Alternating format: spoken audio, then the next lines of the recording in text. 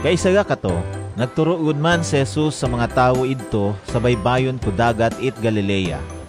Kaabo-abo ro mga tawo nga nagtilipon sa anang palibot, nga ni nagsakay imaw ag lumingkod sa baroto, nga idto sa may bibi.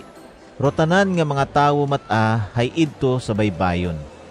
Gintud-an sanda ni Jesus paagi sa abo nga mga paanggid nga istorya. Raya ro sambilog sa anang mga istorya. Pamati ka mo, may sang ka mangunguma nga nagsabog it binhi sa anang tangamnan. Sa anang pagsabog, ay may binhi nga tumugpa sa dagan, ag ginto ka rato it mga pispis.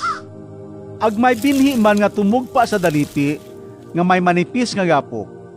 Wa mabuhayi, nagtubo rato. Pero tag mainit yun sila kit adlaw, hay nagkagaay man yagi ratong mga tanom, ag nagkagasunog, ay uwa gid rato nakagamot it mayad. May binhi man nga tumugpa sa kasiitan, nagtubo rato, ugaling, nagyambo ro mga masiit nga hilamunon, ag matlinuok ro mga tanom nga to, ngani wa makapamunga. Pero may binhi mata nga tumugpa sa manami nga yugta, nagtubo rato, naggagko ag nagpamunga. Ru iba nga tanom hay nagbunga itabo, ru anak iba hay kaabo-abo.